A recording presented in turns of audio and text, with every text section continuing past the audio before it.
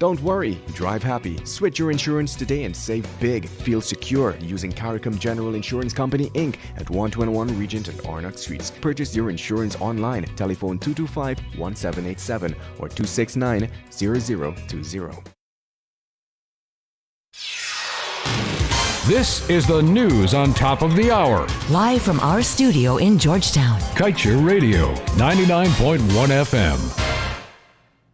Good morning. With your news at this time, I'm Kevin Smith. Even though he can understand the reasoning of the government to accelerate oil production in light of high oil prices, former Finance Minister Winston Jordan believes such an approach represents a fatal flaw in industry management, especially when one considers the fact that the institutional and legislative framework remains outdated.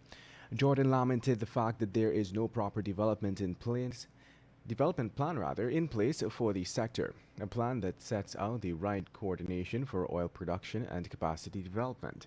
He recalled that the Inter-American Development Bank had advised Guyana to get this done, but it is yet to be realized. The former finance minister comments are also in sync with the findings of a key report by the World Bank, which highlighted that the shortage of oil sector experts in relevant government entities combined with inadequate human and capital resources limits the country's ability to monitor, audit, and enforce regulations on oil companies. As a $9.5 billion audit of oil giant ExxonMobil progresses, the scrutinizers of this bill have been urged to pay keen attention to possible shell companies servicing the budding oil and gas sector, as Guyana could be losing billions in such a scheme. This was the advice given by economist Elson Lowe. He added that this practice is a well-known trend that international companies implement in their bid to rake in more profits. In fact, the economist explained that while attached to the State Assets Recovery Agency a few years ago, the Inter-American Development Bank facilitated a training which flagged the issue.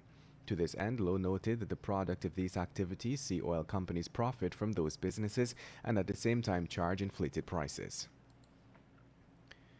And to ensure the capabilities of Guyanese are developed in a meaningful manner, the country's local content legislation takes key steps to influence the procurement philosophy of oil companies. In this regard, Guyana's local content secretariat has issued guidelines which demand that oil companies use a robust bid evaluation process to realize high levels of technology and skills transfer along with employment.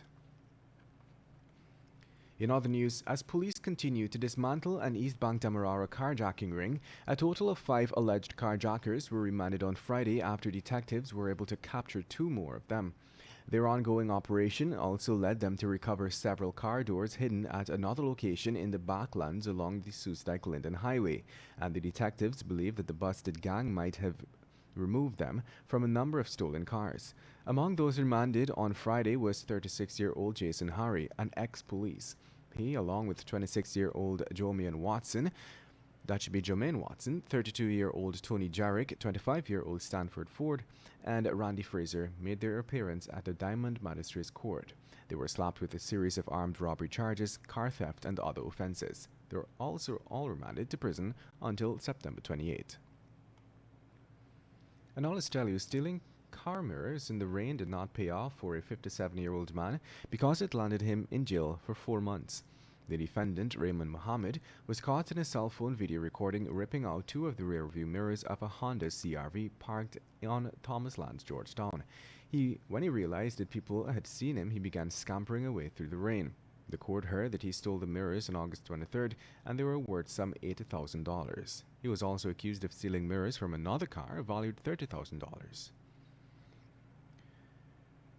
And moving on, a delivery clerk on Friday did not return home to her family after a storage rack at the Gaffers branch at Land of Canaan on the east bank of Demerara collapsed and killed her. Dead is 30-year-old Cindy Jatan of Golden Grove. The workplace accident took place during the afternoon hours, and according to the Gaffers deputy CEO, David Falconer, the incident devastated the company. Jatan was a senior worker with the company and held the designation of delivery clerk for its aluminum section. Falconer said that based on information he received, Jatan had gone to remove some accessories from a storage cabinet underneath the rack. As she was retrieving the items, the rack collapsed and pinned her beneath.